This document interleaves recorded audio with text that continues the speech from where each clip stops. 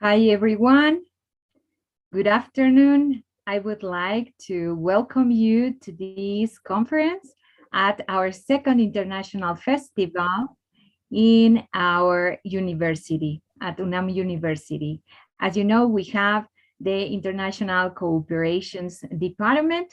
So from here, we are going to have this conference.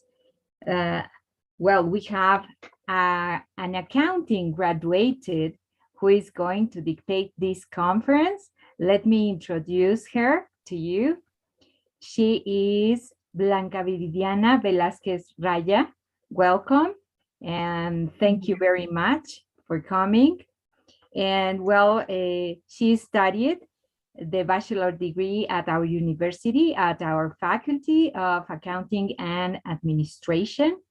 And also she had an academic exchange in Lima, Peru at Universidad Nacional Mayor de San Marcos.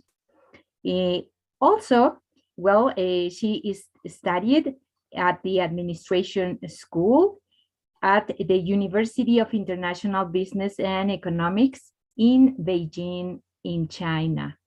So welcome, welcome to this faculty, and thank you very much for this conference.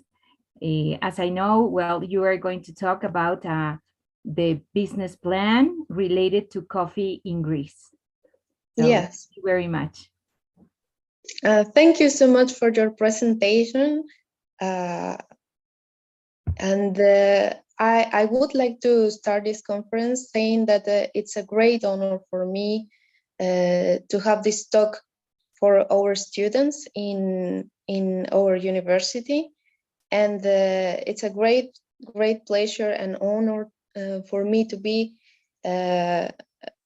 with this such an important people that is going to build our future with us together. And I'm going to start this conference with some thoughts, some important questions that I would like to ask you to the people that is looking at us, because as I understand is this the reason for these talks is because you are thinking about studying abroad or moving internationally to go to another countries. So I would like to start this talk asking you, do you already ask yourself the very important questions? You already know who you are, and this means you already know which is your background, you already know which are your values, which are your strengths, which are your weaknesses. You already know which person do you want to become. If you don't know who you are, so you don't know if you are ready for an intercultural exchange. Because first you have to know who you are and if you are able to do this kind of process, this kind of programs. Also, you have to answer to yourself, where are you going? Because if you don't know where you are going, so it is not important which way you choose. You have to answer to yourself, why did you choose this career that you are studying? Because when I was studying in the university, I used to ask to some of my classmates, why are you studying this career? And they answered to me, because it is easy, because it doesn't have mathematics, because my parents obliged to me or something like that. So you have to be honest with your own self and answer why you want to study this career. And you have to answer to yourself what I'm doing for getting what I want and where I'm going. You have to be coherent in your thoughts, in your words, and in your actions. You have to know where do you want to work, and if this decision of an intercultural exchange or this decision of an exchange to another country is going to help you to get where you want to go. You have to know also what is what you want and why you want it. You have to know what is what you want in your own professional life and in your own personal life, because you will not take the same decisions if you want to become married, or if you want to have a family, or you have to know exactly how you visualize your future. So once you answer all these questions, you are ready to know if you want to move or not, because you are going to be able to know which is the path that you have to follow, which is the future that you want to build. So I will let you think about these answers during all the conference, and at the end, I'm going to explain you why life is life, which is another self-reflections that I want to share with you. So right now, I have to tell all of you that I'm living in Greece. And I will start saying some general data, some general information about the country where I'm living right now. So the official name of Greece is the Hellenic Republic. They speak Greek, but what it is very interesting about this country is that not only in Greece, but in the whole Europe, they speak at least 2 languages. I mean, we in Mexico feel that we are very important because we can speak English, maybe, because only the 5% of the Mexican population is able to speak this language. But you have to know that in Europe, this is such a common thing. The most of the people talk at least 2 or 3 languages. And when I arrive here, I have to say that I feel like I was not as special as I thought I was.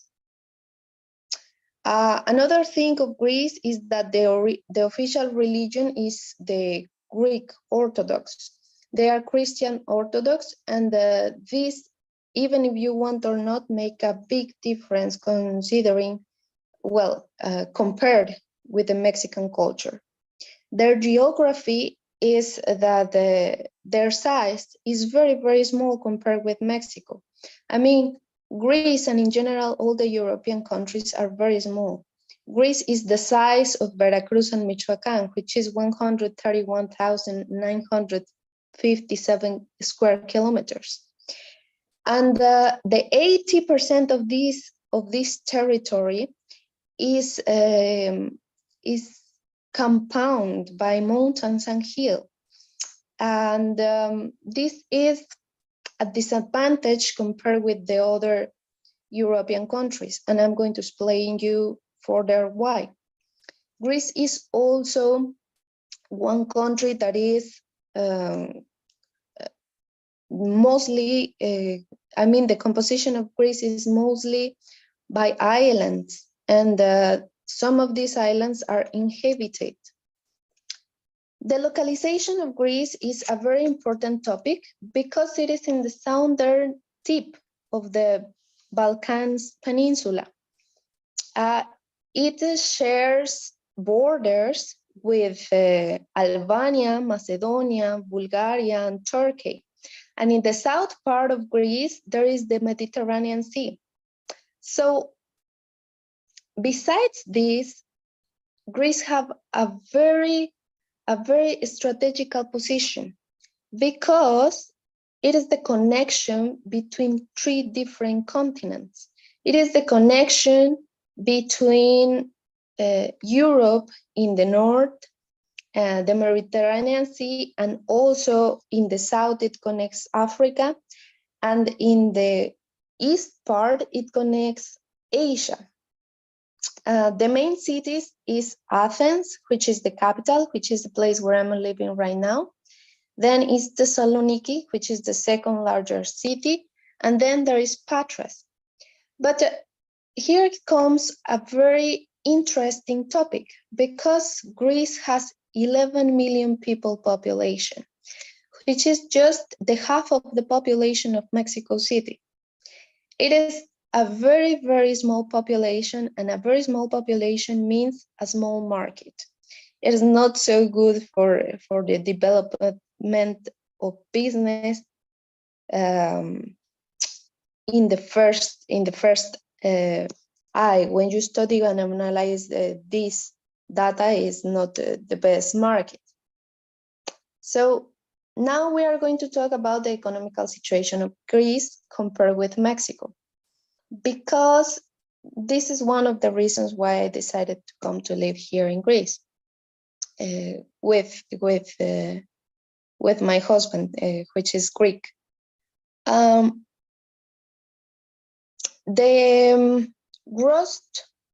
gross product of Mexico is the 15th largest in the world. Mexico is able to produce 1.15 trillion US dollars per year, while Greece is the 43 largest nominal gross product in the world. This gross product say that Greece is such a smaller economy compared with Mexico. And this could be understood like Mexico is better economy than Greece. Then there is the second data that we have, and is that Mexico have so much better purchasing power. Purchasing power, which is so much better in Mexico compared with Greece.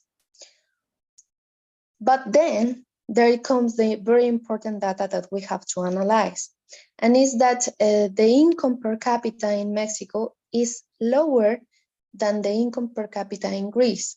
This is even if Mexico have better gross product than Greece. And behind in this presentation, we can see why.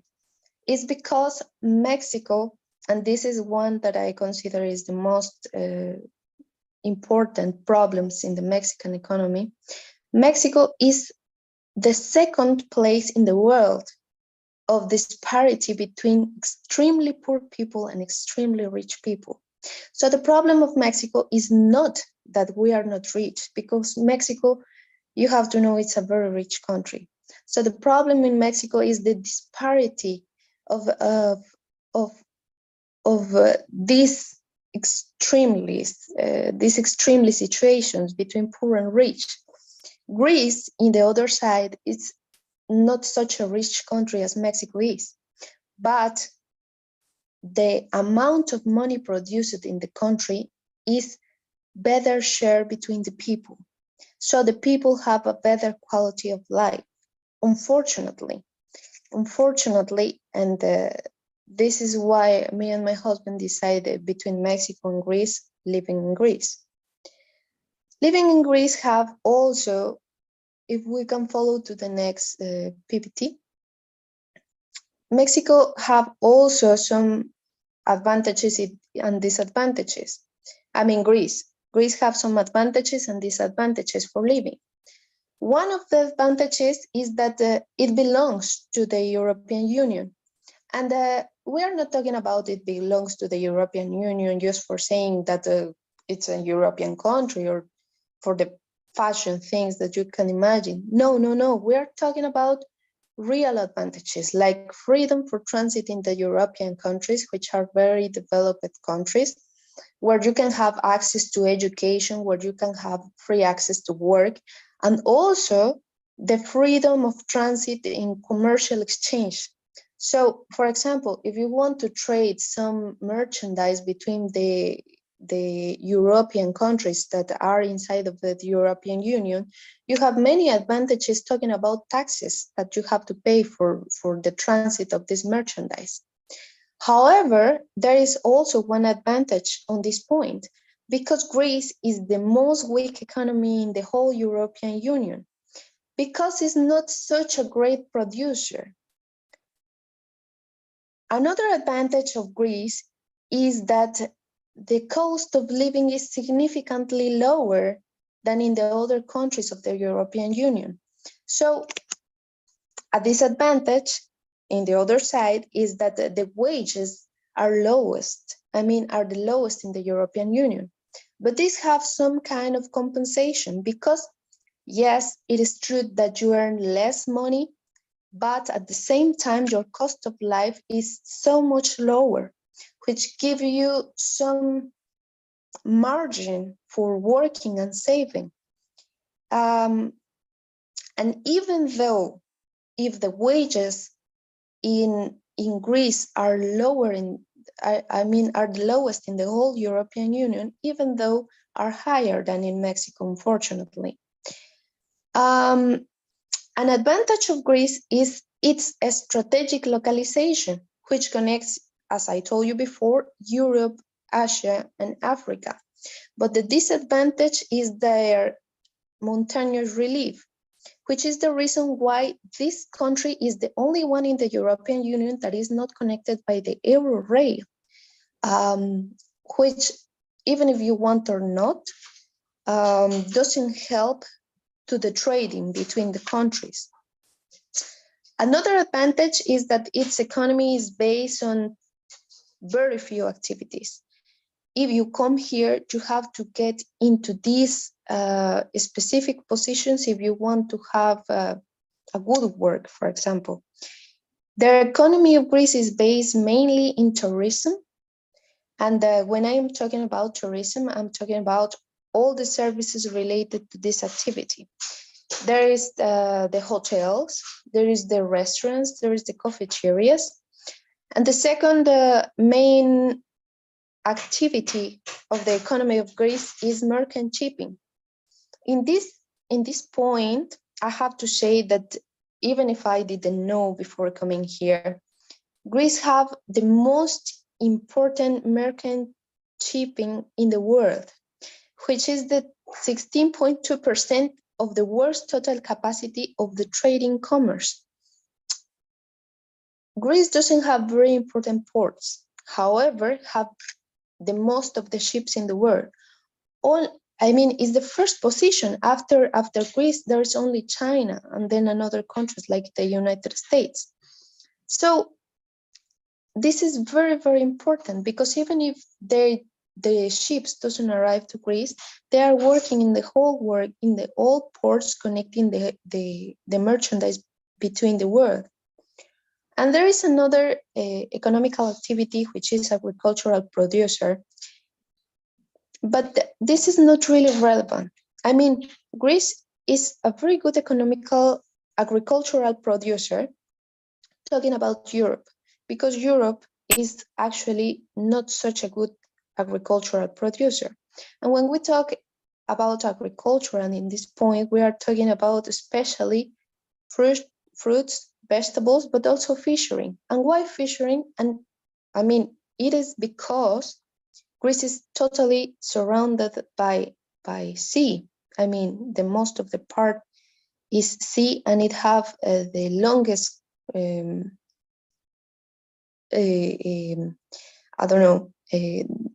longest seaside in the whole Europe.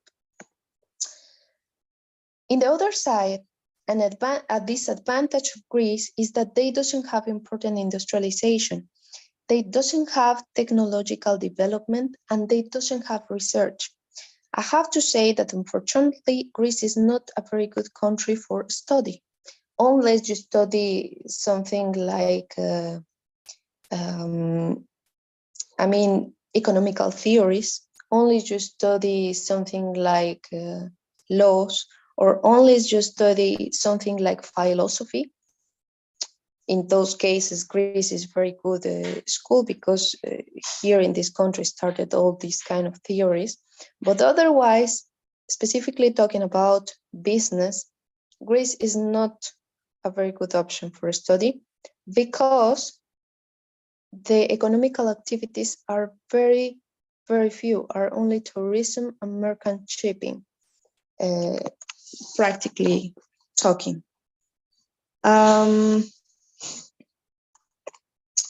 So, as I told you, as an introduction, I'm going to talk to you about Greek culture. So, Greek culture, we are going to study this culture using the cultural dimensions of Hofstadter. So, in these dimensions, there are 7 dimensions where we can study all the cultures of the world. So the first characteristic, the first dimension is universalism versus particularism. In the universalism, we have cultures that treat all the cases as the same. They focus more on rules than in relationships. And in these kind of cultures, universalism cultures, we can find the US, we can find Germany, we can find Netherlands, which are countries and which are cultures that are going to treat all the cases the same. Doesn't matter which is the relationship between the persons that participate in these cases. In the other side, we have particularism. And in this kind of cultures, the relationships are more important than the rules. The family, the close friends, the important people, and the local products are going to be always chosen over the rules. And here I have many kind of examples. For example, when I go to the supermarket, I can see some old ladies that call to the people of the supermarket for saying something like, hey, can you tell me these tomatoes where are come from? Are these tomatoes from Greece or are they from another country? And they say, oh no, these are more expensive, but are tomatoes from Greece. And these are imported, these come from Africa, but have better quality and better price. And these old ladies and actually all the people will prefer always the Greek products just because they are local products. Another example is that, for example, if one of your family, one member of your family or your friends have some coffee shop or have some restaurant, they are going to cross the city just for going to your cafeteria, just for going to your restaurant, just because you are their family or just because you are their friends. Doesn't matter if the product is better or if the product is not better, or doesn't matter if you have to cross to the other side of the city just for getting this product. So talking about universalism and particularism, I have to say that the Greek culture belongs to the particularism cultures. Then there is the dimension of individualism and communitarism. Talking about this dimension, the individualism is this kind of cultures or this kind of people that say that the results that you get in your life becomes from the decisions that you make. In the other side is these people that say that the quality of life is going to be always better if you can help each other. In this part, Greece clearly belongs to the communitarism because they always try to help each other for their business, for their task, for their works. And here we are going to realize that Greek is a very, I don't know how to say now. They are very familiar, they are very close. The next cultural dimension is divided by specific and diffuse. The specific is that they keep their lives and their personal work totally separate. In this culture, the goal have to be the main objective, and they are direct to the point. In their communications, they don't have they don't talk about any other things, but about the thing that they are working. And in the other side, there is the Greek culture, which is people that very diffuse, that tend to mix their work with their personal relationship, and they are connected to each other. So this culture believes that the personal relationships are so much more important than the objectives that you are going to achieve. Actually, for example, there is something very curious, and is that, for example, my husband takes me to their work, and they introduce me to the people of their work, because like that they are going to think that maybe he's more stable, and they are going to give better recognition to him. Actually, when they know that you have a family or that you are already in a relationship, they consider that you are going to be better for doing your work because you are more emotionally stable in comparison with the people that doesn't talk about their personal side. The next dimension is the neutral versus affective. In one side, the neutral people is this kind of people that doesn't tend to show their emotions.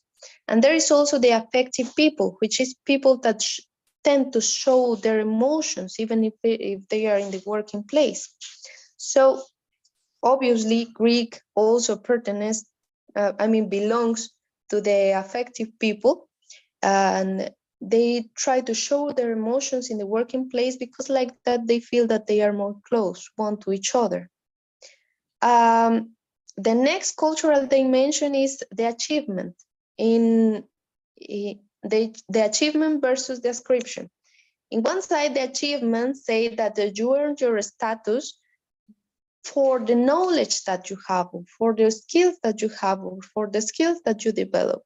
And the other side, there is the ascription, which gives you the status based on who you are. It means on the economical status that you have, on the education that you have, on the age that you have, and the decision will be only challenged by someone that is higher in authority compared to you. In this case, Greece is almost like Mexico. Also, it's some very similar characteristic because before it was more frequently to find this kind of people that say, hey, you don't know with who are you talking with? And nowadays, every time more, the achievements or the status that you have is based on the knowledge and the skills that you develop through the time. So they are going to recognize you more for the knowledge and skills that you have in comparison than how it works before. Another cultural dimensions that I would like to mention is the sequential time versus the synchronous time. The sequential time cultures, for this kind of cultures, the time is very, very important. The projects have to be completed on time, in a stage, and everything have to be step by step as you programmed before. It's very, very rude to be late on the appointments, and in the meetings, it's considered as bad education. And I have to say that unlike Mexico, in this point, yes, we are very different because in Mexico, the punctuality is not that important. Of course, in business meetings, it is very important. Of course, in working, it is very important, but to have some kind of tolerance.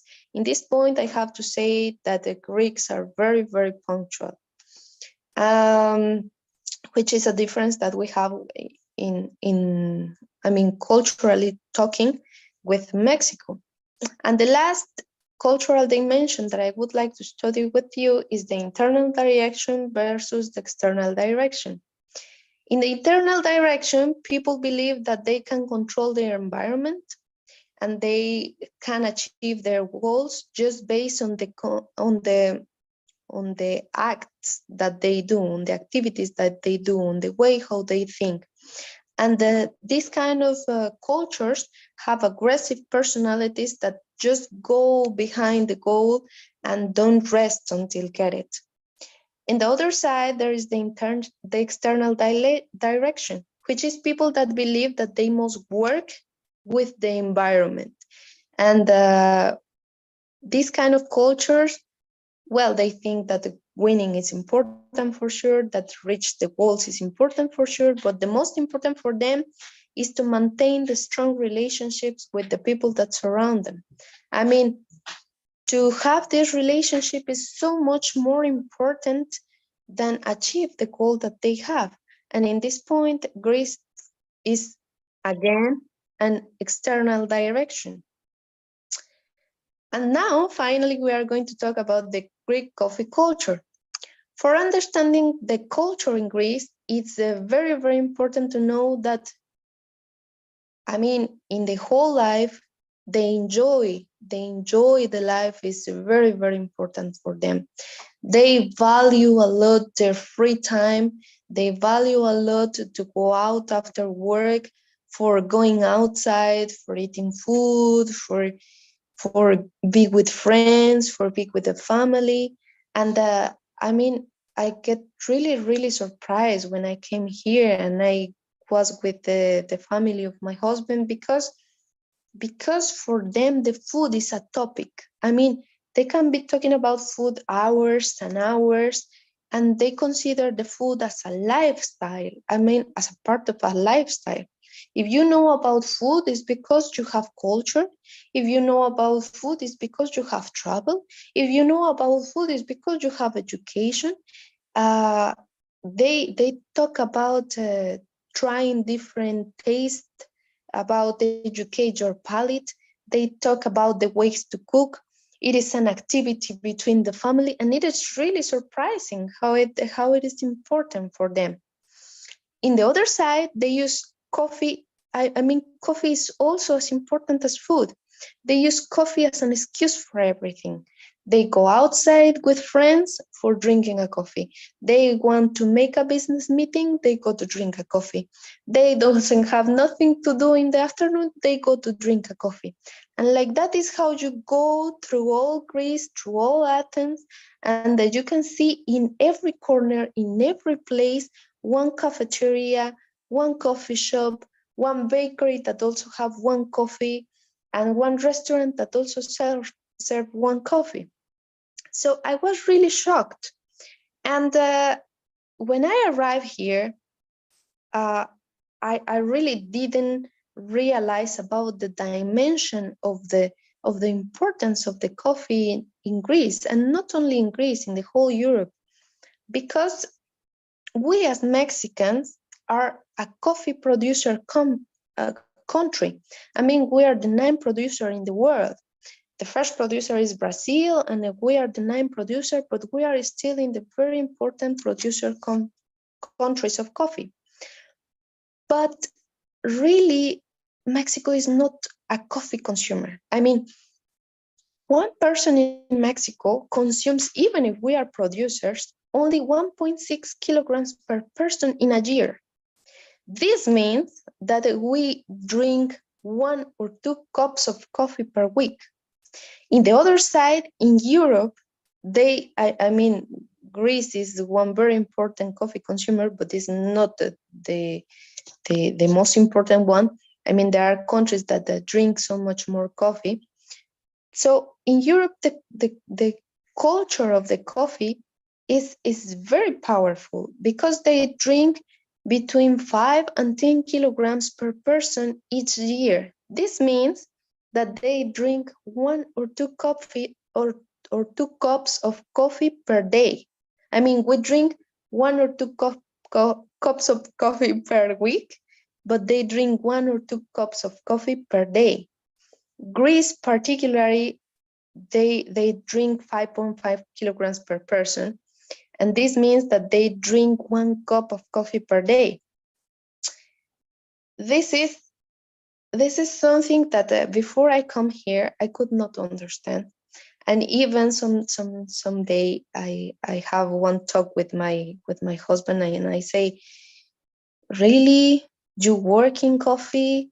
And thinking like a Mexican, I thought like, this is not very profitable. I mean, he works for cafeterias, and because in Mexico cafeterias are not really that important, I didn't realize about the importance of the cafeterias here in Greece. So I was like kind of shocked, kind of surprised, kind of I didn't understand and I didn't realize, but when I arrived here, I realized it was very, very important. So much important that in Athens, only in the capital, there are around 19,000 coffee shops. This means a lot of coffee shops. You go through all the streets, and from each to business, one is one cafeteria, one restaurant, or one bakery that all of them serves coffee. So considering that coffee is very important in Greece. So I'm considering that my husband is working in this area. So we are working in some opportunity that we see in this market, and this to build business plans for these cafeterias. What it means to build business plans for these cafeterias? It means that until now,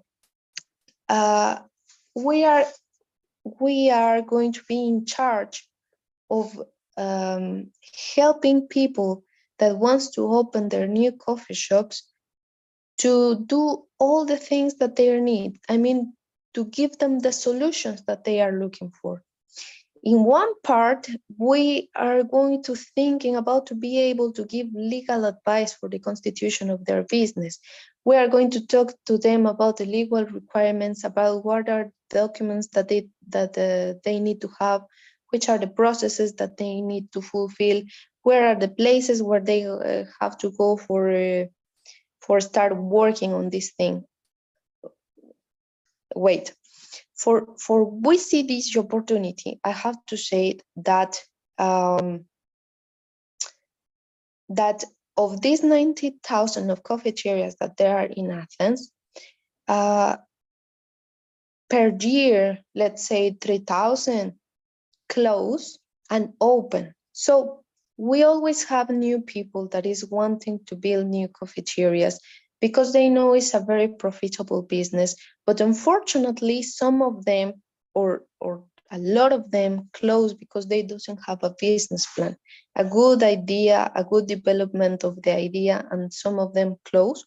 So we always have work for giving to the people advices and business plan because they are always eager to open new coffee shops. So in this business plan, we give them legal advices for constitution of the business and legal requirements. We also give them advice for the necessary previous agreements of the partners. I mean, they usually decide to have a partner and to have a partnership. So before to make the constitution of one business, it is fundamental to talk with them and to explain them that they have to have one mission, vision, values, and together in order to develop a good business plan. They have to know where they are going. They have to know which is their goals. They have to know how they are going to constitute the business, how they are going to work, who is going to do which activity. They have to know in case of they decide not to work no more together, how they are going to do, who put which amount of money, all these kind of agreements that must be done before start to working. We help them to do it because sometimes they just start to doing and then when they stop working, so they doesn't have, I mean, they have not talked about these things before and they start to having problems. So we give them to the partners the advice for getting these talks, these necessary talks, and get the agreements necessary before start working. We also help them to develop the idea. Why we help them to develop the idea? Because imagine that there is some people that have the savings of their lives in order to, and they want to start working and they want to put a cafeteria because it's a profitable business. And so they doesn't know which is the topic that they are going to talk and which is going to be the competitive advantage and which is going to be their menu and how they are going to work. They doesn't know who are the suppliers. So they have to know all these things. And this is the solutions that we offering. We give them a budget proposal. We offer some suppliers for all the materials. We create the menus. And we also, I mean, my husband, give them education for the staffs the maintenance of the machines that they are working for. They are saying to me that we have to continue to the questions. So, well, thank you very much, Blanca. This is very valuable information for everyone that would like to set up their business in Greece. And you have given us a lot of a wide and very deep information about the Greek culture, which is very useful if you are going to set up any business there. So thank you very much for this opportunity. And well, we have the great opportunity that you are there along with your husband, and you are giving advice to whomever wants to set up a business there. So thank you very much. And yes, of course, let's move on to the questions. Do you agree? Yes, for sure. Okay, well, I have one question here. Does it exist an interaction between the United States and the states of Chiapas or Veracruz related to coffee grains or businesses in between Colombia and the US? It's a little confusing. Well, this is parts between the United States and Chiapas or Veracruz that are great producers of coffee. Okay. I have to say I don't clearly understand the question, but I will try to answer. Is there a relationship between Chiapas and Oaxaca or Veracruz, which are producers of coffee? Yes, for sure. There are some, I mean, since I have been living here and since I have been running in the coffee business, I also have been investigating in Mexico about the coffee, and there are people from the United States that own some lands in Chiapas, in Oaxaca, in Veracruz, and they are producing coffee, so they have a relationship. But I don't understand which is the other side of the question. In the other side, for sure, also Mexico exports coffee to the United States and they sell coffee to them. But I don't know if you can explain me again the other side. Well, the other one is more related to the relationship between Colombia and the United States towards coffee, which I can imagine that is just very similar to the one that we have with the United States. Yes. I'm going to pass to another question, if we might.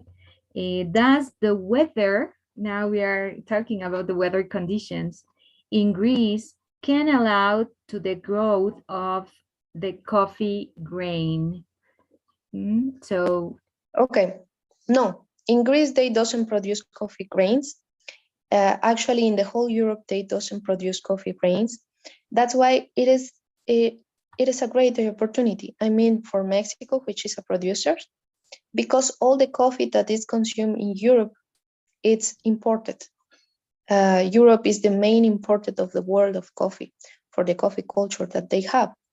And we are going to be working on this as a next step of our business plan, the importation and exportation of coffee. We hope to start mainly with Mexico, but it depends also on the prices, because for the distance, it is kind of difficult to keep good prices for bringing the coffee through Europe.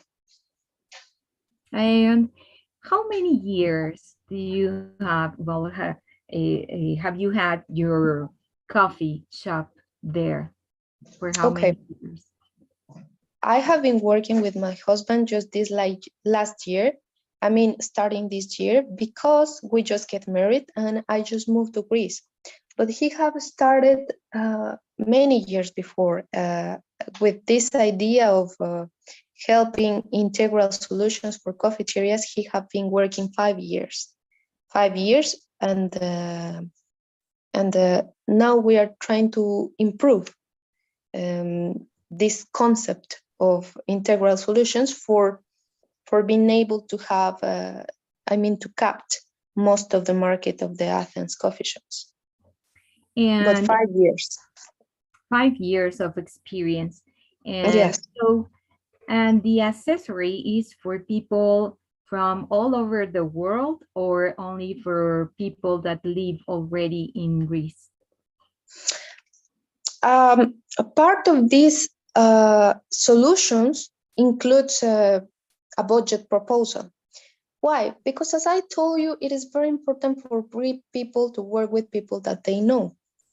So here we already have people that is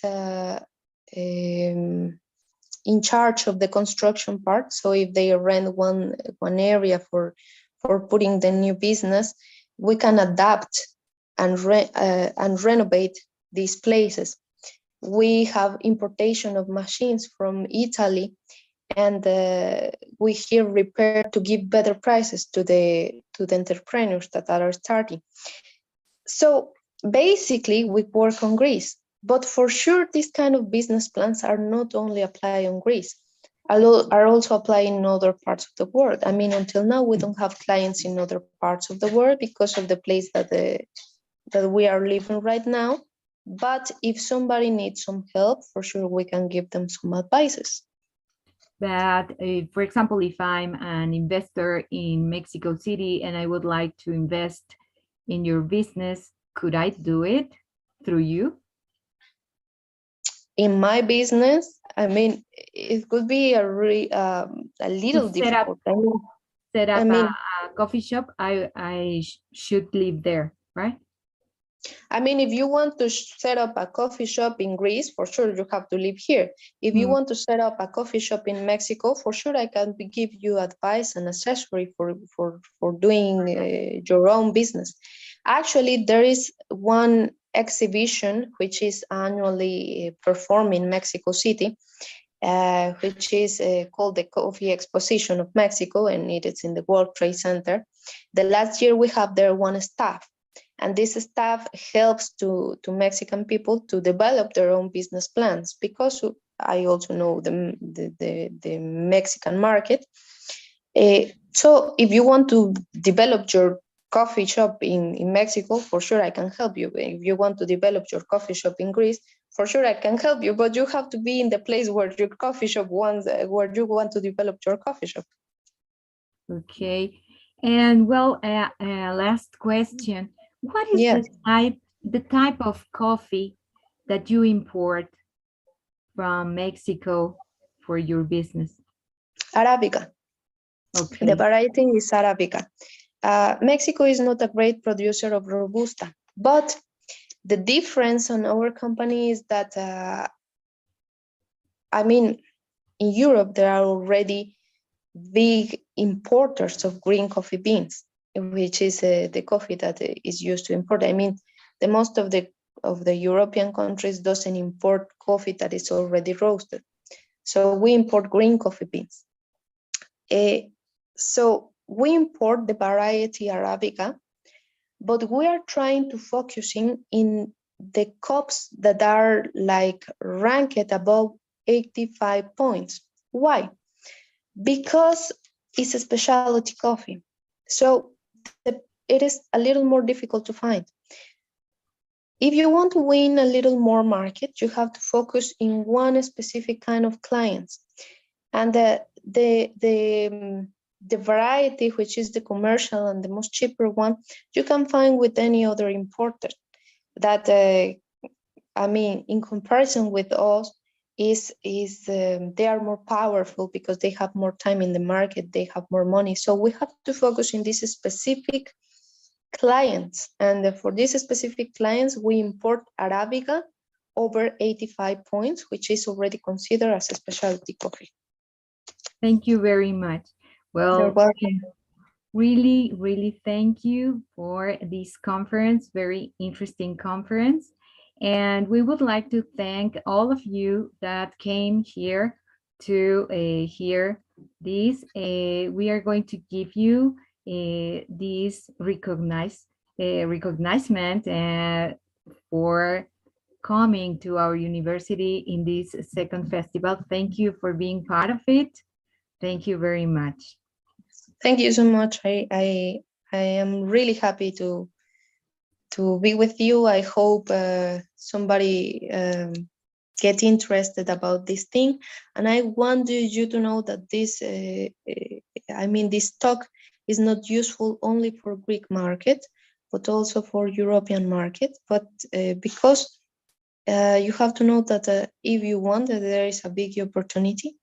Because in Mexico, we are already producers of coffee, and some of this product is not already commercialized as it should be, and this opportunity is not used as it should be. And so if you are interested, there is a market that is waiting for you, not only in Greece, but in Europe. Thank you very much. Okay, well, you have heard that. Finally, we would like to thank Professor Mitzi Gomez Morales, in charge of the International Cooperation Department in our faculty, and of course, our faculty director, Professor Thomas Humberto Rubio.